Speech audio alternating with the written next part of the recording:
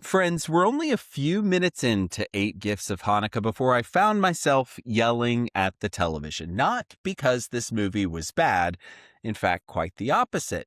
Because one character spends the entire movie waving gigantic romantic red flags in a good way, and the other character somehow never notices. And boy, do we need to discuss it, Jennifer.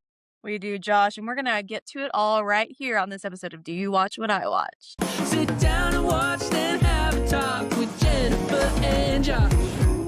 Well, some Hallmark movies give us a mystery, some give us romance. 8 Gifts of Hanukkah gives us both and somehow turns a menorah, a music box, a pair of vintage glasses, and a very intense eye exam into one of the sweeter Hanukkah movies that Hallmark has ever made. That's right. Here's the plot summary. An anonymous suitor sends optometrist Sarah a gift for each night of Hanukkah. On her journey to find her secret admirer, she learns her one true love might be someone she never expected. Let's go. So we are in snowy Seattle where we meet Sarah, who is suffering through a string of online dating disasters. Love has not been kind to our girl Sarah. Then again, by the end of this movie, she'll have more interested suitors than a season of The Bachelorette. So let's not feel too sorry for her. Girl is going to get some suitors in this particular film. A final date in this first few minutes, however, with a TV chef named Nigel shows some immediate promise for her, so stay tuned. At Sarah's workplace, she's an optometrist, by the way, her coworker Keisha and this contractor guy named Daniel are overseeing renovations. Daniel immediately gives her a hard time in that very specific Hallmark way that means he's either in love with her or preparing to open some kind of small town bakery. He promises the project will be finished by the last night of Hanukkah because, of course, we need a deadline. A patient named Adam drops by for new glasses. Does he need new glasses? Maybe. Does he also want to ask Sarah out? Absolutely. They agree to get coffee sometime, somewhere, under circumstances that neither bothers to define. Hallmark logistics strike again. I laughed because they both say, yeah, sure, we'll grab coffee. And then he leaves. And I'm wondering, you don't have her phone number. You don't know when she's available. Like, seal the deal. If you're going to ask out an optometrist or anybody for that matter, seal the deal. She said yes. Go for it. Come on. Well, she has nothing but time in this movie. Literally ain't got nothing going on except dating and courting and opening gifts. Certainly not eye care. No. Daniel, meantime, gives Sarah a handmade dreidel to cheer her up. She's worried that she'll never find her soulmate despite receiving romantic attention from multiple Hallmark grade men before lunchtime. It's a tough life for Sarah. And she's a hottie, okay? And she's a hottie to boot. It. Let's just call it what it is. Yeah. She's a hottie business owner optometrist. Must be real slim pickings for you, girl. Certainly. Sarah heads off to the Jewish Community Center, the JCC, where she's helping organize something called the Mazel Ball. There's this woman there named Myra who appears to have appointed herself president of complaining and objecting to everything. Daniel is there because, of course, he's got to be there. And so is Sarah's ex, Paul, another Hallmark handsome kind of guy, because apparently every eligible man in Seattle has received this movie's shooting schedule. Literally, they are coming out of the woodwork for our girl Sarah. That night, Sarah's family gathers for the very first night of Hanukkah, and we learn that Daniel is more than a contractor. He grew up right next door and was best friends with Sarah's brother. So he's kind of a brother. Naturally, Sarah informs everyone in the room that Daniel is firmly in the friend zone. So she's sort of planting her flag. We're just friends. Daniel is standing approximately 6 feet away, however, when this happens. Now, after dinner, what do you know? A bouquet of white roses appears. The first gift. It's a secret admirer. A mystery is afoot, and the family is immediately turning into a true crime task force. They are gathering fingerprints. They are doing all of the intel. They're trying to figure it out. Who could this be? Sarah continues cycling through her stream of dates. One guy casually suggests flying her to San Francisco for dinner. Her friend discovers that he's rich and instantly promotes him to the role of prime suspect in the case of the mysterious roses. Fair enough. I kind of thought it could be him to start too. Sarah visits a house that Daniel built. His house? His house is baller, by the way. Daniel's house, not so much a house, more like, I don't know, a mansion, a bed and breakfast. Mountain Lodge. Something. Modern Mountain Lodge. I meant to look this up and I forgot to, of course, because, I'm for the prepared one. Was it the same place as the 5-star Christmas Bethany Joy Lynn's bed and breakfast movie? I wondered the exact same thing. I was like, think it I was. have seen this layout before. I think you're absolutely right. Yeah. Yeah. And Yeah. he is single as a Pringle. My God. Single. Yeah. And a humble little dude. contractor just building an optometry, not even the whole building, just like a small corner of the Yeah, he's doing a optometry tenant practice. build-out expansion, and he's got enough money to build this rustic mansion. Okay. Sure. I want to see Sure, his books. Jan. I want to see the Yes. books. Something else is going on. Yeah. Mm. Anyway, the two of them end up playing chess, and this is apparently a callback to their younger years. Turns out Daniel handmade this chess set, by the way, because of course he's a woodworker with a heart of gold. Yeah. And he carved a custom queen piece, and you better believe that he modeled that queen after Sarah, of course, and basically engraves "I love you" into the side of a mountain. And Sarah is still like, "You're such a good friend." There, buddy, old pal. Buddy, old pal, and you can see where this is going to go over the next 1 hour and 18 minutes. Night 2 brings chocolates and a note. Sarah, sweeter than chocolate. Meanwhile, Daniel teases her about the gift and her love of Forrest Gump, and Nigel calls to set up another date, and Daniel's eye starts to twitch. Nigel, he's got an accent. Nigel arrives at the office with a gourmet picnic lunch, and Keisha is all in on Team Nigel. Daniel is decidedly not. And when Nigel kisses Sarah's hand, Daniel looks like a man trying to remain calm while a fire alarm blares directly into his soul. Then we get a complication because, of course, we need a little bit of a plot point here. Daniel receives a job offer in Aspen. You know what that means. We are For multiple houses. Multiple houses. And we are officially entering the one of them might move away portion of the Hallmark experience here. At the JCC, the Mazel Balls caterer falls through. And Sarah, of course, recommends this hotshot chef that she knows, Nigel. Mm-hmm. Her ex, Paul, also happens to resurface and casually mentions that he wants another shot. Daniel witnesses all of this and immediately begins losing years off his life because, of course, he is pining for Sarah. He is stressed. Stressed. So stressed. Night 3. There's this guy, leaving her, affections every night. Every night, yes. At this point, do you remember who did you think it was? Nigel? I called it from go. I knew exactly what was going on. Yeah. The first gift with the roses, for a second, I was like, oh, it's the guy who could fly her to San Francisco for dinner. But then I was thinking, oh, I see what they're doing here. Got it. And but I was here for it. Yeah. Night 3 includes latkes, more flirting, and gift number 3, an empty picture frame with a note about smiling whenever he pictures her. Sarah starts thinking about the family that she hopes to have someday, and Daniel starts wondering how much more obvious he needs to be. Woo! While preparing for something called the Hanukkah hunt, which is like the Easter egg hunt that they're going to do at Daniel's mansion, his coworker tells him to make a move before Gift Guy steals Sarah away. Daniel then reveals he's Gift Guy, and the audience is like, yeah, we figured that out. Did you figure it out? Did you see what was happening? I watched this when it came out, so I'm trying to remember. I did not know initially. I mean, I knew he had feelings for her, but they did a good job because a lot of times they were hanging out together.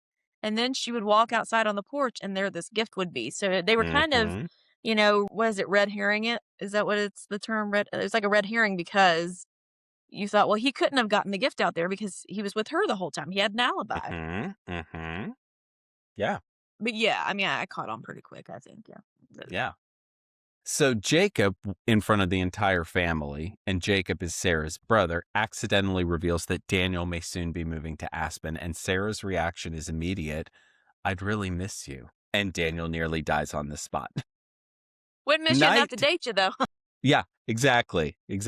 I'm still dating 18 other fellas at this time, and And telling you about them. still apparently having a crisis of conscience about why I'm single and never going to find my soulmate. Girl, you're doing the work. Give it time. Yeah. Give it time. Her clock was ticking. Anyway, speaking of clocks, night 4 brings a beautiful watch that's a gift. Do you like what I did there? Ever the professional Joshua. Professional with the segues. broadcaster. Yeah. Exactly. Man, I'm inspired. Yeah, so Sarah looks down at this new watch of hers and reviews her suspect list. Daniel does not make the cut. He's clearly not on the radar. The secondhand embarrassment here is extraordinary. I felt so embarrassed for Daniel because she's running through the list with her family. She's like, it could be him, it could be him, it could be him. And Daniel's in the room at this time. Oh boy. Yeah.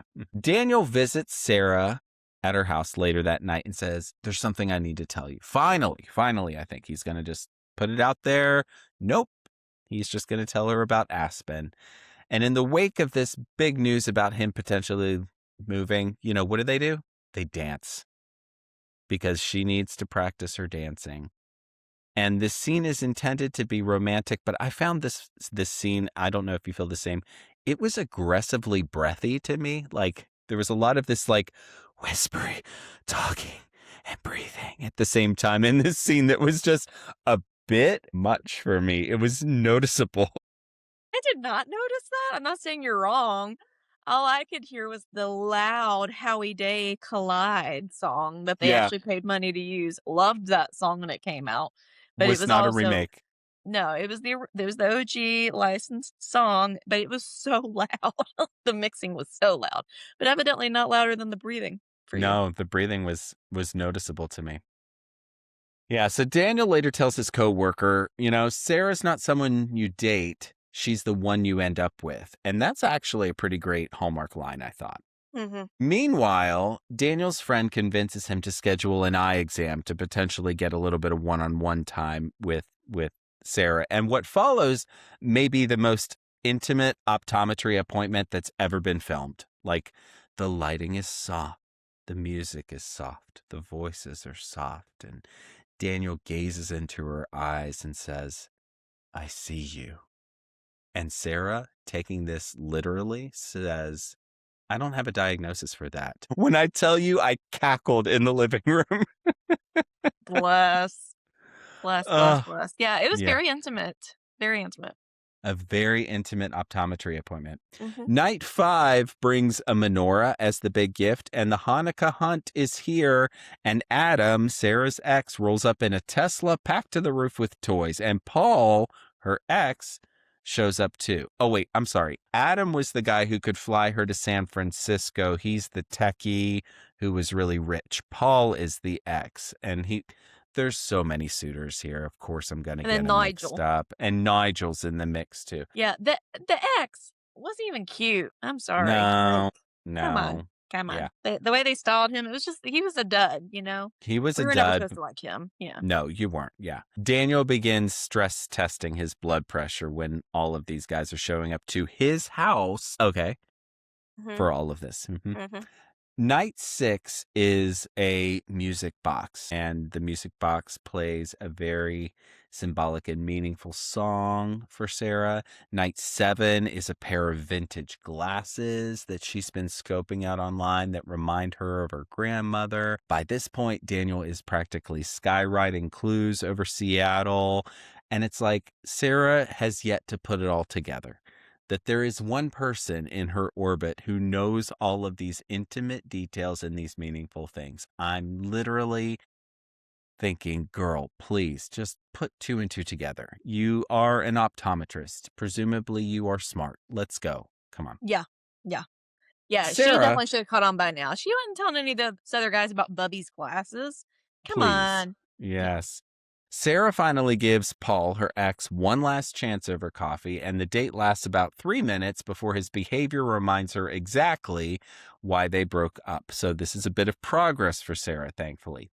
Later, Daniel overhears Sarah and Keisha discussing potential suspects here. And once again, Daniel is nowhere near the top of the list. Finally, exhausted by his own secret admirer strategy, he admits the truth. It was him all along. Sarah heads off to the Mazel Ball looking absolutely stunning in Hallmark blue.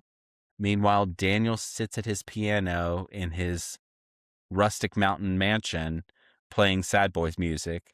There's a knock at the door, and it's Sarah.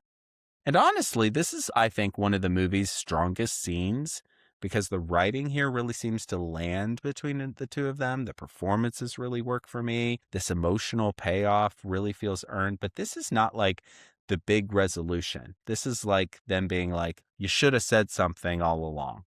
And I like that we got that kind of a scene, that we didn't just have this moment at the ball. Like, I Yeah, it like came that we from a got place of this. frustration. Like, what have you Yes, been waiting on? Like, what were you yes. waiting for? Yeah. Yeah.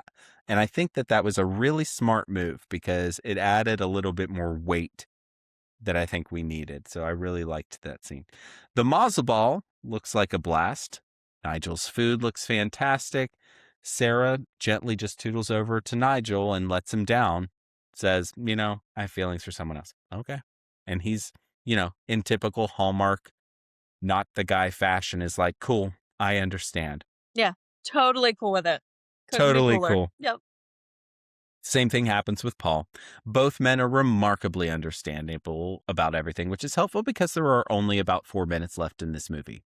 Daniel arrives, of course, just as Howie days collide. Their song begins to play.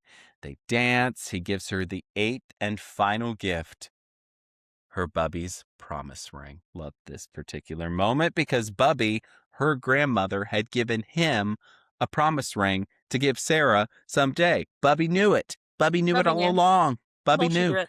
Mm-hmm. She did. She did. Sarah finally says what everyone in the audience figured out around night 2. We were always meant to be. And with that, we fade to black. Okay, it is time for our new for the summer segment where we ask ourselves, what made this movie feel uniquely like a Hanukkah movie, if anything? Josh, I'm coming to you first. Well, I thought this was Hanukkah through and through. The traditions, the costuming, the traditional food, the gifts. I think it didn't really give me an ounce of Christmas. It gave me 100% Hanukkah. Mm-hmm. So I think the Maccabee moment was very strong here on this particular one. What about you? Agreed. I learned what gelt was. I knew there was chocolate coins in the Jewish culture. I did not know it was called gelt, so learned that. Loved what was it with the little Easter egg hunt type thing? What was it called? The Hanukkah hunt. Well, I was making that harder than it was. The Hanukkah hunt. I thought that was super fun in his rustic mansion. Yeah, definitely here for all of that. It's time for gold or coal. Okay, it is time for our gold or coal segment where we're each going to bring 3 gifts to the podcast. If there's more gold, it's full of chutzpah. And if there's more coal, it's a burnt latke. Josh, I'm coming to you first. What gifts are you bringing to 8 gifts of Hanukkah? No, only 6 gifts for 8 gifts of Hanukkah. But, that's the math.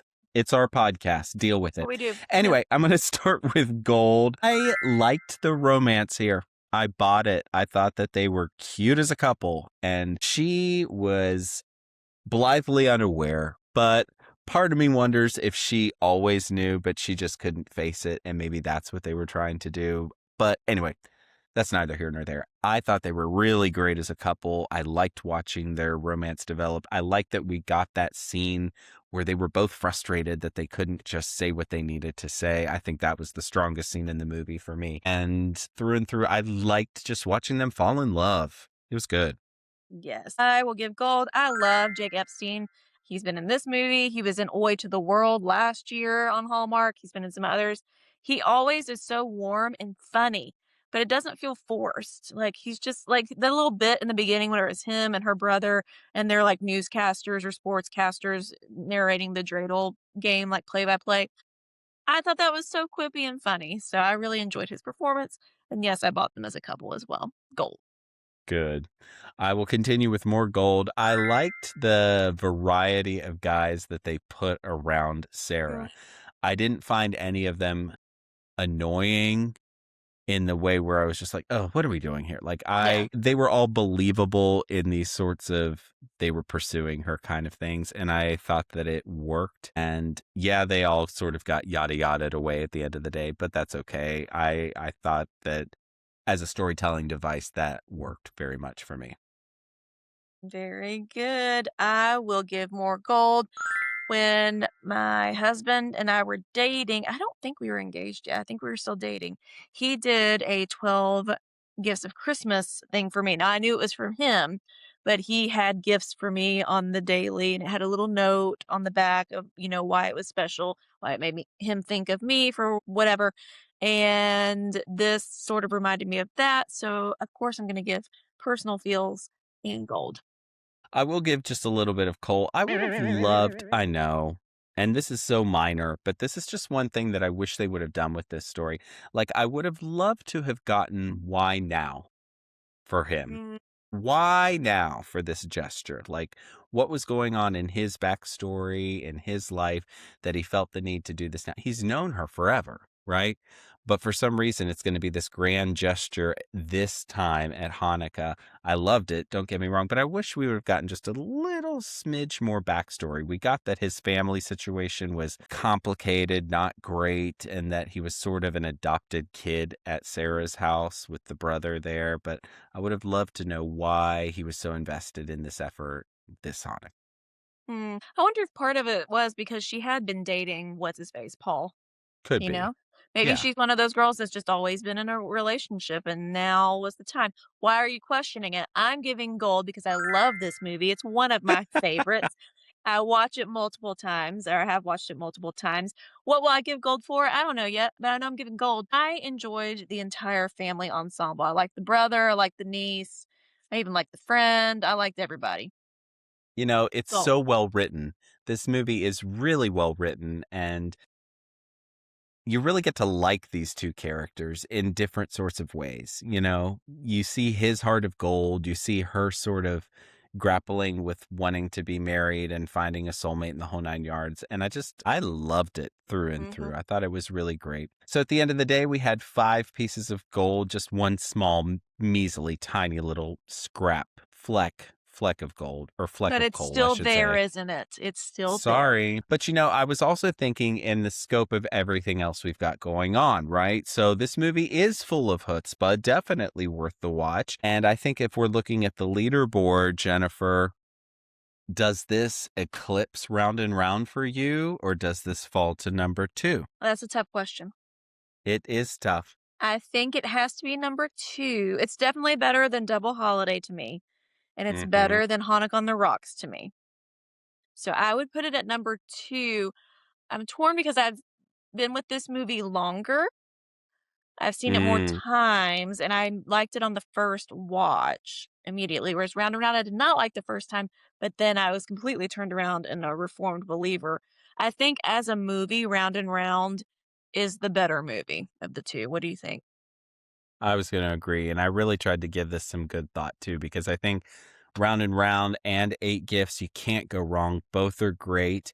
For me, I think Round and Round is probably the better of the two because I do like the way they did the time travel element. And I thought it was sort of stood on its own merits for that regard. So I think this one is number 2, but just like ever so slightly number 2. You can't go wrong with So either. very They're good. both great.